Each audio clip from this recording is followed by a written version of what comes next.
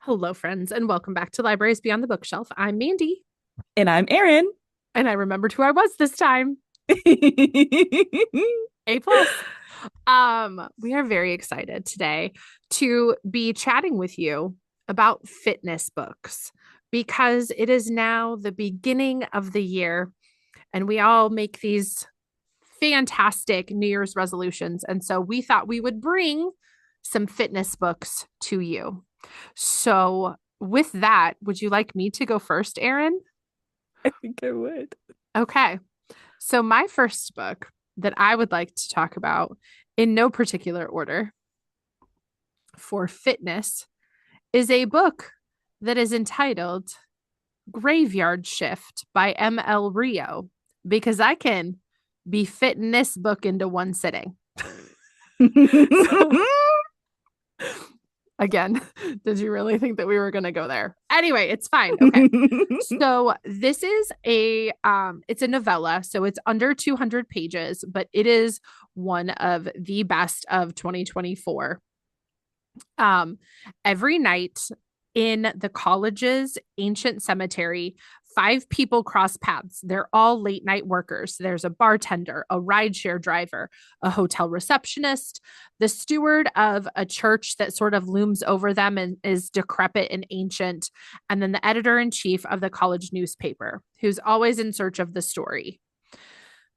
But one night they're in this graveyard and there's a new hole where there shouldn't be one. It's fresh. And it's, again, not where any graves should be. So before all five of those people can go their separate ways, the gravedigger returns and they start to trail him through the night and realize he may be the key to some of the strange things that have been happening around town that have been making the headlines, and that they may be closer to the mystery than they all thought. So, you know how I feel about horror because I'm a scaredy cat, but at 200 pages, and I can fitness into one sitting and I can Mhm. consume all of it and have my little scaredy cat moments, but then have it be like resolved. I think this is going to be absolutely incredible. It's labeled as atmospheric and eerie, an ensemble cast, and a familiar academic backdrop. It's a modern Gothic tale, which is all of the things that, like, when the nights are longer and the days are shorter, like, it's just absolute perfection. So that's my first book for fitness. I love that. Okay, so if you can't tell, we're taking fitness a little loosely, guys. So my next one to follow up with your cute little horror cemetery book Yes. is well, my theme for this one is, I guess, fitness all in my mouth. So basically, what I'm starting with, this is a little spooky horror book. It's called Woman Eating, and it's What? by I'm sorry, it's Claire called what? Woman, comma, Eating. And it's by Claire Coda, and it's 240 pages, so it's very brief. And so basically, we have our main character, Lydia. So Lydia is hungry. She's always wanted the food that her father has talked about that's like Japanese-based food. And so she wants like ramen, she wants sushimi, she wants origiri, she wants sour plums, the whole thing, bubble tea. And she leaves home for the first time, and she goes to London and she sees all of these students with like their bubble tea and everything like that, and she wants it. Unfortunately, she can't have it because she is a vampire, and so she can't eat human food.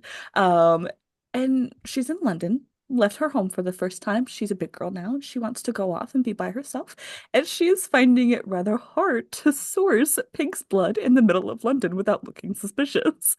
So she is struggling. And also because she's young and left home for the first time, she's starting to make friends with some of the people that live near her or are going and doing like the same activities that she's doing, and she kind of starts falling in love, which is a problem because she's a vampire and she shouldn't fall in love with a human because they are technically her prey, but also at the same time time, he's so dreamy though. So what is she supposed to do? So it's kind of this cute little coming of age novel for this vampire from the country who like moves to the big city, but it's also her dealing with the fact that like her parents were like a mixed race couple, and so she wants to delve into like her father's culture, which is completely different from her mom's, and a lot of the entryway that people have into their family's like culture or heritage is food. So when you can't use food as your basis, how do you delve into that? So this book covers a lot of ground. It is a debut novel, and it is like 4 or 5 stars. Everyone adores it. So this is actually best book pick of 2022 for like Glamour, Thriller List, Daily Mail, the whole vibe. So this one I can guarantee is gonna be so funny. And everyone says it's so like humor filled, but also like it's spooky still. So that's my kickoff. Okay, so I'm just sitting here and I'm like, I never really thought about it, how hard it would be for a little vampire to leave home and go out into the big bad world. And then as you're talking about bubble tea, all I can see in my brain is like a cup of blood with like little boba bubbles in it. Anyway, okay. So for my next offering for a fitness book, this is probably the one that I think does the closest job of fitting with like a traditional fitness New Year's resolution sort of idea. And it is called Wintering: The Power of Rest and Retreat During Difficult Times. And the author is Catherine May. And I'm going to read sort of the blurb because I think it does a much better job than what I could talk about it as. Sometimes you slip through the cracks. Unforeseen circumstances like abrupt illnesses or the death of a loved one, a breakup, a job loss can derail a life. These periods of dislocation can be lonely and unexpected. For May, the author, her husband fell ill, her son stopped attending school, and her own medical issues led her to leave a demanding job. Wintering explores how she not only endured this painful time, but embraced the singular opportunities it offered. A moving personal narrative shot through with lessons from literature, mythology, and the natural world, May's story offers instruction on the transformative power of rest and retreat. Illumination emerges from many sources: solstice celebrations, Dormice hibernation, C.S. Lewis, Sylvia Plath, swimming in icy waters and sailing Arctic seas. Ultimately, wintering invites us to change how we relate to our own fallow times. May models an active acceptance of sadness and finds nourishment in deep retreat, joy in the hushed beauty of winter, and encouragement in understanding life as cyclical, not linear. A secular mystic, May forms a guiding philosophy for transforming the hardships that arise before ushering in a new season. I love this idea because winter, I think, ends up being very, very difficult for a lot of people. There's a lot of pressure to sort of perform and to hustle and to do and just be going nonstop. And so this idea of rest and recovery and recuperation is really something that I don't think a lot of us have been taught, and it is a skill. And so if we don't practice it, we're going to lose that skill. And so I just really love the idea of reading about how life is cyclical and how with each of the seasons, we should be doing more to help ourselves live in harmony with the natural world. But then also within this idea of when hard things happen, it is normal to sort of take a step back and to rest and recover and to not expect yourself to always be performing and to always be doing and to be able to make all of the things happen. That especially when we're trying to figure out what is, for lack of a better way of saying it, our new normal.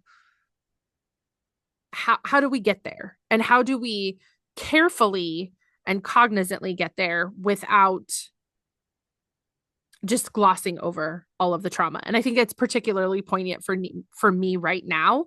And so I actually checked this one out. I haven't started it yet, but it's sort of like I'm taking some days off around the holidays, and like this is going to be one of those reads for me.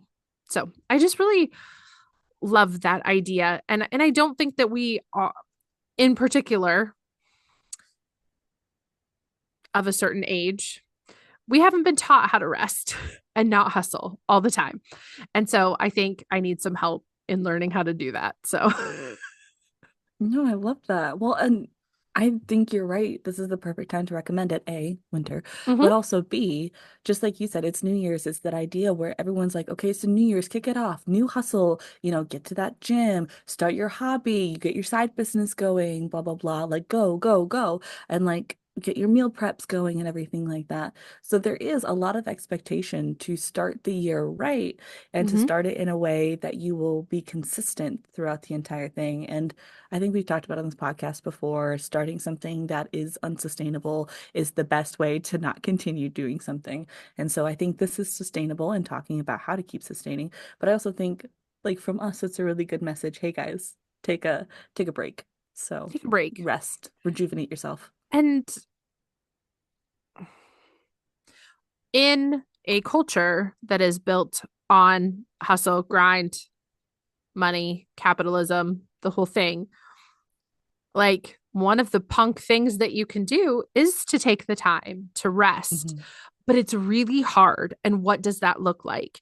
And it's not just like bed rotting and all of that, but like really finding the things that are like sustaining to you, the things that I actually just finished reading a book and they were talking about magic and figuring out the thing that renews your magic. And I just really love thinking about it that way for all of us. Like maybe we don't have, magical powers. I can't slow time down. I can't, read people with the touch of a hand and their deepest, darkest secrets. But the magic that we provide out in the world, what does rejuvenate that? How do we recharge that? You can't just plug me into the wall and I do better. The really figuring out what those things are that allow your brain to slow, your soul to rest, your body to rest. So Yeah. No, I love that. And to kind of bounce off that, so this is your traditional fitness book. it is. Um, so actually the one that I have, actually focuses a lot on hiking. And so when people think fitness, they think a lot of like, going to the gym, going to nature, hiking, getting more involved, swimming, all of that good stuff. And I think these are really good things. And so I set out to find a book about like being in nature and fitness in nature. So this is my hiking book. I'm terrified So to know where this is going, Aaron.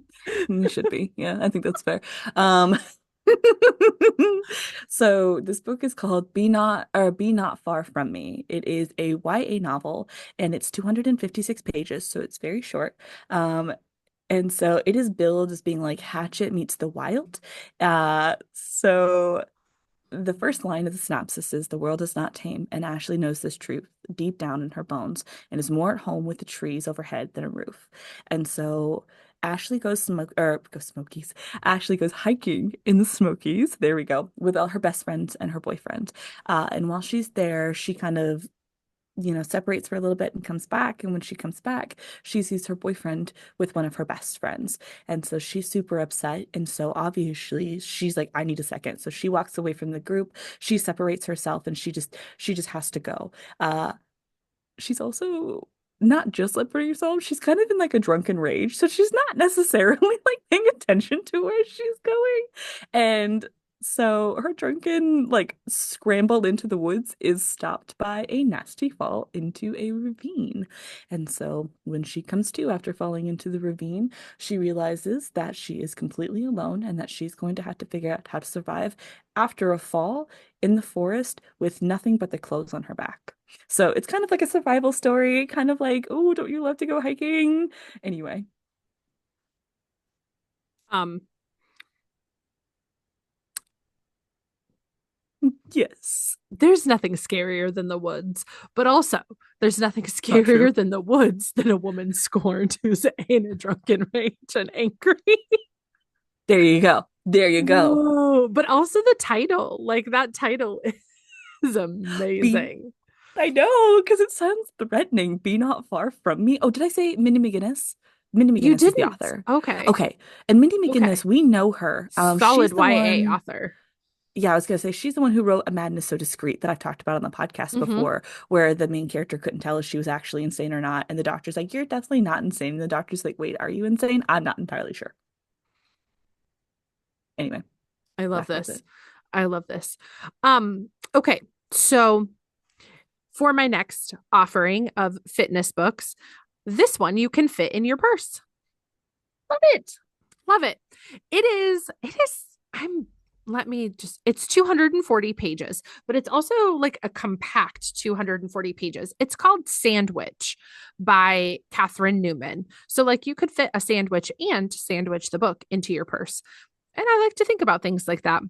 Um, anyway, so it's kind of talking the main male, not the main male character. The main character is Rocky, and she is middle-aged. And so she is sandwiched in between her half-grown kids and her aging parents. So she's taking care of both ends of the spectrum. And they are going to their Cape Cod annual family vacation. It's not like the best of houses, but like it holds a lot of memories. And they like she just loves to get to spend time with everyone and sort of relaxing and all of those things. And each summer she's realizing how much life is changing year after year. But then and all it says is there's a chain of events that sends Rocky into the past, reliving both the tenderness and the sorrow from a handful of long ago summers.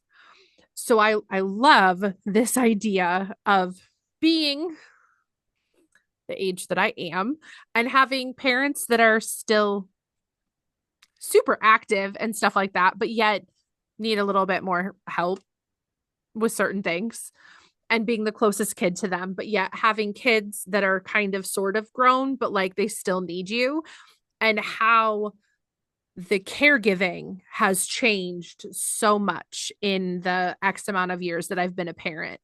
Um, and actually, this was interesting because I almost didn't buy this book for our library. And it was one of the ones that I bought while I was in store at a bookstore. And it came at a recommendation from one of the staff at the store who said people literally come back to tell us how incredible this book is, how much it resonated with them, how much they loved it. And I have not been able to keep it on the shelves. So, like, I haven't read it yet either, but like, I really, really want to. um, but during this week that they're at the Cod or at Cape Cod, um, everything is in balance, but yet everything is in flux. And you have to resolve your history to see where your future is going. And there are people on either end of that spectrum that don't always know who we are. And I love all of those ideas. And I think it's going to be an emotional read, but I Yeah. also love the idea of being sandwiched in the that caregiving role, and then all of a sudden something happens where all of these people have to see you as a person, not just a caregiver. Yeah. And it's a hard space to be in. And so this is a good book to talk about those things. And sometimes it's nice Yeah. to read about it and to listen to see how others people do with things. So no comments on that. Um, I don't have a cute segue, so I'm just gonna pick a A book. cute segue. Sorry. Not every segue can be cute. Not Not every everything segue can can be be cute. like, you know, sometimes you just gotta do it. And so, oops. You know what? My headphone just started sliding out, so this is what I'm gonna do. I'm gonna do my audiobook next because I have an Do it. audiobook. Please do. There you go. That's a cute segue. My headway fell. Or my headphone fell. Quick aside to everyone watching this and not listening. Um, I have two monitors, and so to like, like engage with you, I have you on this monitor, and I have my books on the second monitor, and it's never a problem when we're recording without visual because I can do that and you know what I'm doing, but I just realized the audience is assuming that I'm spending half the time doing this when I'm talking, and I'm sure they're just like, so what's going on over there? What's happening? You good? You Anyway, good, boo? so no. Um, but I'm just gonna No, it is the week before Christmas. We are not doing okay over here. It's a total aside. Okay, please tell me about your next audiobook or your audiobook period. so any of these, I'm sure you can listen to an audio, and I bet they would be really good. But this one I'm specifically recommending as an audiobook. Okay. So this title, I'm I'm hooked for the title. It's This Is How You Lose the Time War. Have you heard of this one? No. Okay, it's by Amal and Mortar, and it is a Hugo Award-winning best novella. Um, I'm gonna read like you know how at the beginning of like descriptions and stuff like that, they always have the little like blurb from like, this is a reputable source, blah blah blah. This is what they said. Yeah. So Publishers Weekly had this to say about this. Um, an exquisitely crafted tale, part epistolary romance, part mind-blowing science fiction adventure. This dazzling story unfolds bit by bit, revealing layers of meaning as it plays with cause and effect, wildly imaginative technologies, and an increasingly intricate wordplay. The short novel warrants multiple readings to fully unlock its complexities. So basically, what it is, the world is dying, and there are different factions in the world that are trying to make sure that their faction has everything that they need, like the best outcome they can possibly have. So they're not asking for like to save the world or whatever, but they're trying to make sure that when things line up, like their faction has like, the stuff that it needs. And so,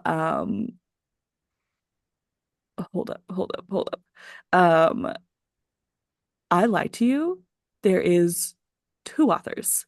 It is Amal, like I said before, but it is also Max Gladstone. Sorry, I just realized I only said one author and there was two, and I stopped my synopsis right there because I did not want to forget an author. Max, I'm sorry. We're not on a first name basis, but I just called you Max, and I am sorry. Anyway, continuing forward. So there's time war going on, and so there's two different factions happening, and so with the two different factions, maybe I'm trying. It's fine. You're doing great. Keep going. Anyway. Anyway, so there are two different factions, and we have a main character from each faction. And so the main characters start an unlikely correspondence, and like it starts with burn this before reading. So Before not reading? burn after reading, before reading. So it's a little bit like, did I send this to myself? Did somebody else send this to me? What is this kind of thing?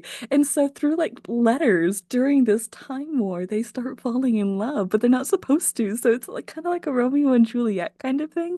But there's also like a massive time war going on. And so this is supposed to be like romantic and funny and like sci-fi-y in a way where like it's got like cool like time travel stuff kind of thing. So the audiobook is only 4 hours and 16 minutes, and that's if you're listening at the actual like speed that it's supposed to be at, which I never do. So, that's fine. It's also narrated by Cynthia Farrell and Emily Wu Zeller. So I've heard both of these audiobook narrators before, and they both do wonderful jobs in the other books that I've heard them in. So I highly, highly recommend this one. Um, I've seen it everywhere and I can't wait. And also the agents are called like red and blue.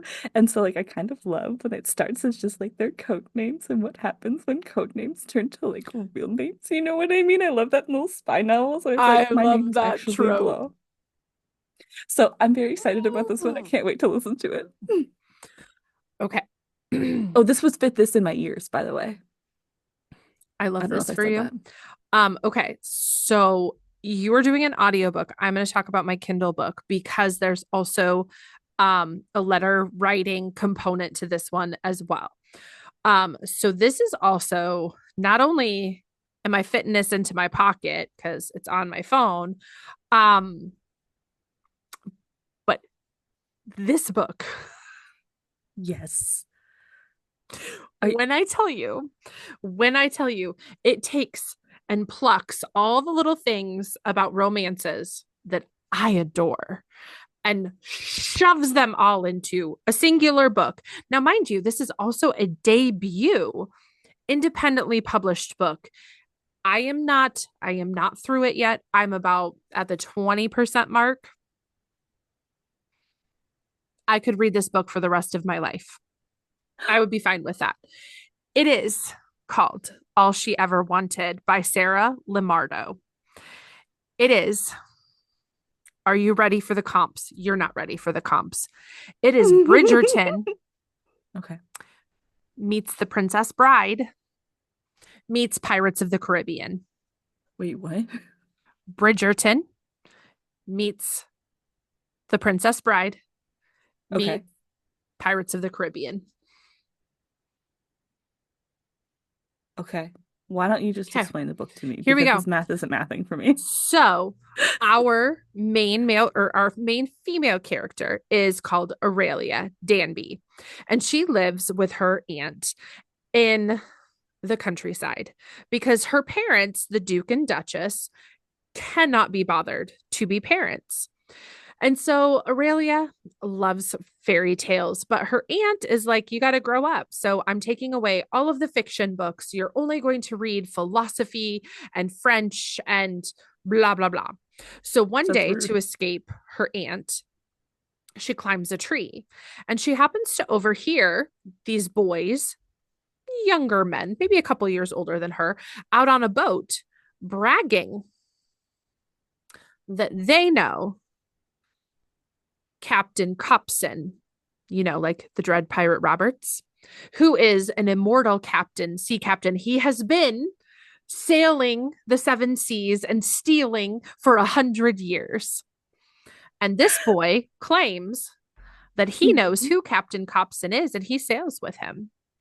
And so Aurelia is sneaking out on the tree to listen more, and the branch falls and she goes into the river, and the boy who's bragging saves her.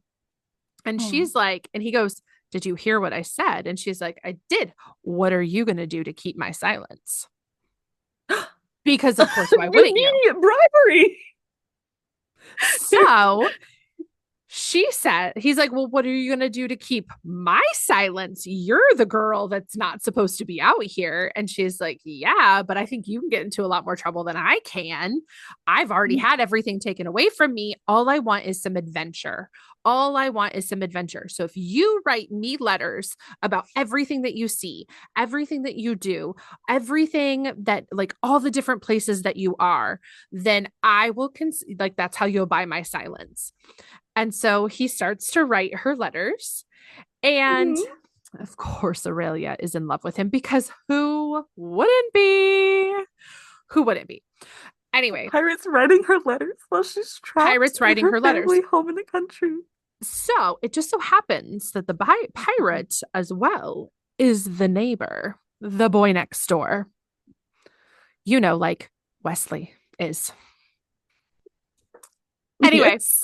So she befriends the younger brother, and her debut. So you're like you're getting a couple chapters at the age that she is when this whole situation happens, and then you get a few letters, and then all of a sudden she's 18 and her parents refuse to allow her to debut because they've spent all of their time convincing themselves and everyone in the town that they don't have a daughter, so they can't like be bothered to bring her out. They just said we don't have a daughter. They just act like they don't have a daughter. And she just stays cooped up in this house.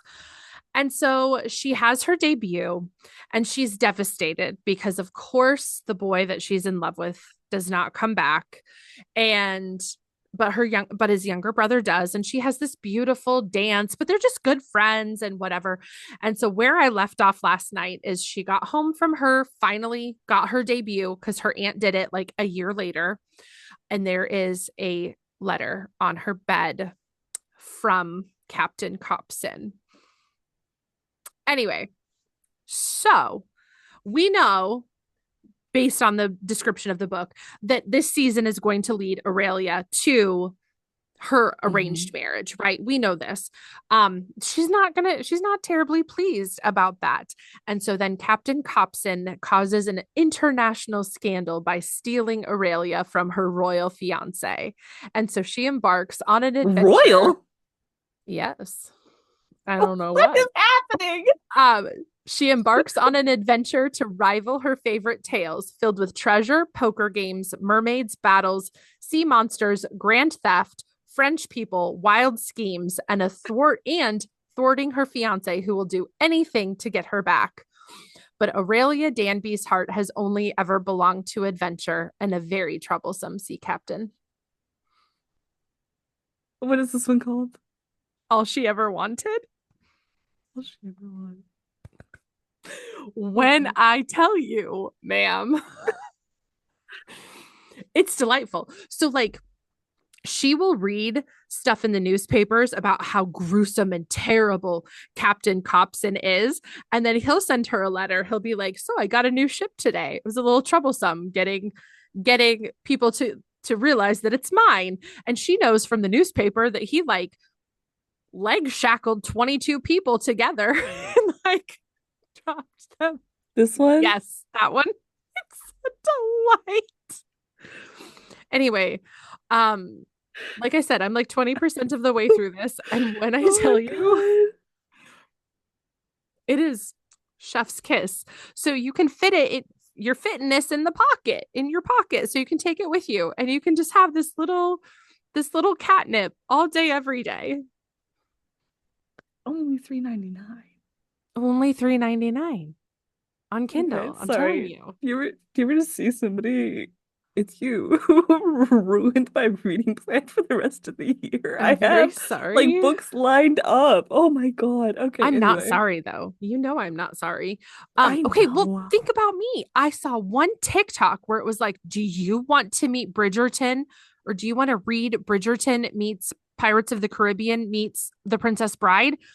Of course I do. And then I was like, "No, I can't buy a book this close to Christmas." And so then all I see are more and more and more like videos that this author has done. And I'm like, okay, fine. Absolutely I do. And so then um I had to figure out a way to fit this into the podcast today so I could tell you about it. Fitness. I get I had it. to fit this in Oh my God. Okay, okay, anyway, okay, go okay. ahead. I'm done with that one. Okay, speaking of fitness, so Mandy just did a Kindle book or book that she's reading on Kindle, and I'm gonna go ahead and do a book that started on Kindle and then became traditionally published. It's also Mm-hmm. quite small, so you can fit it into one sitting, the good stuff. So you can see here, it is small. So it is Death's Obsession by Avina St. Graves. So I see her on TikTok all the time as well. She's a very active author. So if you're interested in authors that are active on TikTok, for as long as TikTok is alive, you can As long go as do TikTok's that. a thing. Yeah. Yeah, yeah. So I'm gonna read a little bit of the back of the book because I think it's better. Okay. So it says, he's coming for you. Death is meant to come on a chariot of broken dreams or in dark trenches of a storm, not in love letters and gifts. He he did not take my soul when I was meant to die. He did not want it all the other times that I've offered it to him on a silver platter. Yet, time and time again, he reminds me that I am his night monster, his dark love, his perfect other. No one can escape death. Me, I'm chasing it. Why do you do this to me? It's also quite tiny. It is, hold up, hold up, hold up. Literally not lying. It's 171 pages. So you can absolutely read it in one sitting. Basically what it is our main character, I'm not gonna go, it's a very short book, so I'm not gonna go too deep into it, guys. Basically what it is, our main character was in a car accident where she should have died. And she knows that she should have died because she saw death. Death saw her, fell in love, and he said, not yet. You're not ready for me yet. You're not ready for me yet. And so he brought her back to life. And so now she's in a depressive spiral at home. Uh-huh, it's that one. Yep, yep, yep, yep. So now she's in a depressive spiral at home, and she is like, whatever, it's fine. I don't have money to buy food, so I guess I'll just starve, whatever. And then food just appears in her fridge, and of course it's her favorite takeout. Thanks, Mandy. It's only fair you did it to me. Uh I did do it to you, didn't I? And like she's like, oh, I don't have money to pay rent, so it is what it is, I guess. And then money just appears. And she How do I get also one of thinks she's those? I know, right? She also thinks she's going insane, bringing it back to the letters, because letters keep appearing in her drawer or whatever, and nobody else can see them. And they're just little things like "Stay safe, my love," or "My dark storm," "Have a great day," stuff like that. Mhm. So this is a little spicy one shot. Have a good time. It's gonna be fun.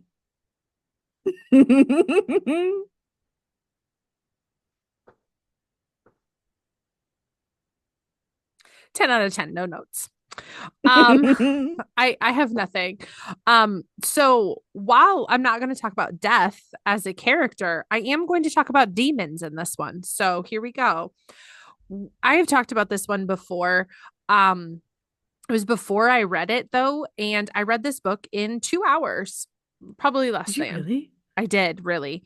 Um, it is called Youth Group by Jordan Morris and Bowen McCurdy. This is a YA graphic novel, and Kathy is our main character. It is very much a 90s. It is an ode to everything that we loved in the 90s. So like if you want nostalgia on page, this this. But Kathy's mom and dad got a divorce. Kathy's mom is like really trying to reclaim herself through church. And so she drags Kathy along because they have this big youth group. And so I remember all of these things from like 1990s youth groups. So like it's a delightful little anyway, whatever. So through a series of circumstances, Kathy realizes that while they may outwardly be perky youth group people that she's surrounding herself with, they are actually demon hunting soldiers in a war, a secret war that is heating up fast. And I'm sorry, it's not Kathy, it's Kay. Kay is our main character. I'm so sorry. But when Kay's dad gets taken over by a demon, all of a sudden she's like all in, she's helping. She has these different secret superpowers that she didn't realize that she had. And so she starts to help them with the blight, which is what they call these demons that are taking over. Um, you know me, I was not a Buffy the Vampire Slayer fan. Like I did not watch that.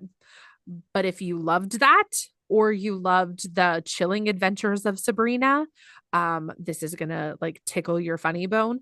I did not think I would laugh nearly as much as I laughed at this book. It was an utter delight, and it was so fast and so quick, and it just gave me the warm fuzzies with nostalgia for the 90s, and it was delightful. And you can So fit it look into at two this hours. cover, guys. Oh no, it's hard to see. The I cover is know. so cute. The cover is so cute. And like, I don't know. It's just super funny. And it's everything is really, I mean, when you're talking youth group and like automatically, sometimes maybe you might be like, ooh, I don't know how I feel about this within your own spiritual journey. And I really felt like they did an incredible job of being very respectful of religion, but Mhm. also this is what youth groups looked like in the Mhm. 90s and during purity culture, but yet kind of also being a teenager and sort of wrestling with, but doesn't the Bible say this? Well, it does, but like, this is how I think about it. This is how I interpret it. This is what I know to be the most important things, like just some different things like that. And I thought it was just really, really, really well done. But also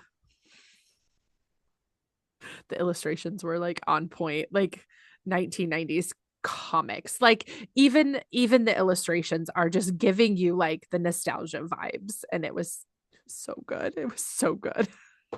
So that was my last one. All right. So my last one, um, what's this snazzy fitness? Let's say, okay, I'm fitting this all in one setting because it has a trope that like like the secondhand embarrassment or like the secondhand anxiety you get. And Yes. so like it makes you like so uncomfortable. Sometimes you have to like leave the room Yes. because it's like, I can't handle this. I gotta go. Yes. I think Yes. this one is gonna give me secondhand anxiety and possibly embarrassment as well.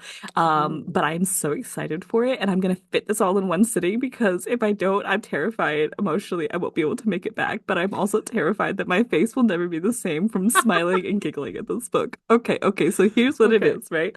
Okay, I'm Um, ready. the Wrong Lady Meets Lord Right. And it's by Susan Elaine. Have you heard of this one? No, but say less about that title. Okay. So our two main characters, well, we have several main characters, but two of our biggest main characters are Arabella and Isabella.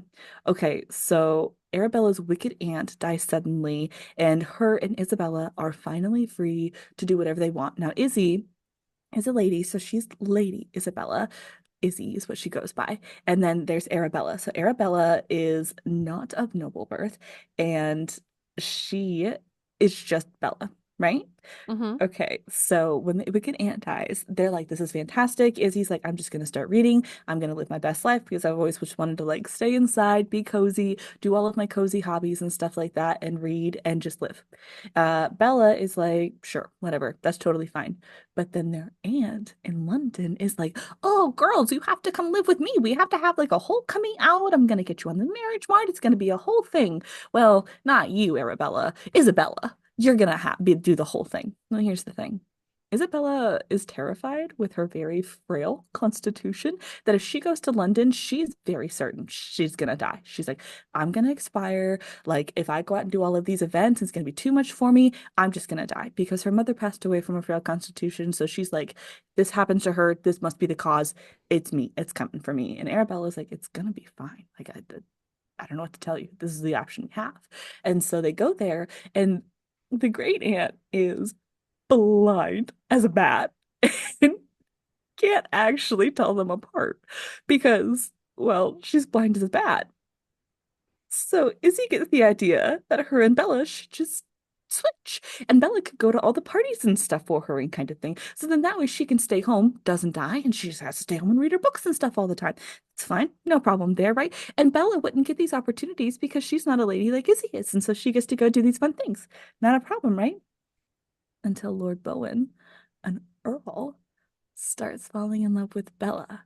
And Bella's trying to figure out how to proceed forward because obviously she's not a lady, so this can't continue on, but she's falling in love with him too.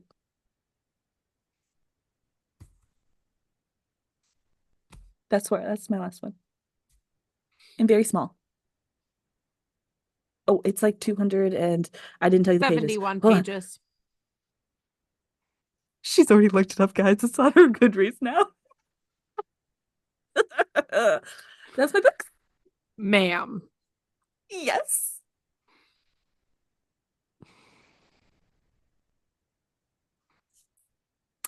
I don't know what to say to you right now, other than thank you, as always, for completely and utterly interrupting all of my plans for my reading lists, but that's okay. Uh, This is what this podcast does. this is what this podcast does. You are very correct. Um, but on that note, we are so thankful that you stuck around for all of our lovely fitness books and that maybe you've got some ideas to kick off your yes, ma'am. Thank you for fitting us into your day. And with that, we will see you next time on Libraries Beyond the Bookshelf. Bye. Bye, guys.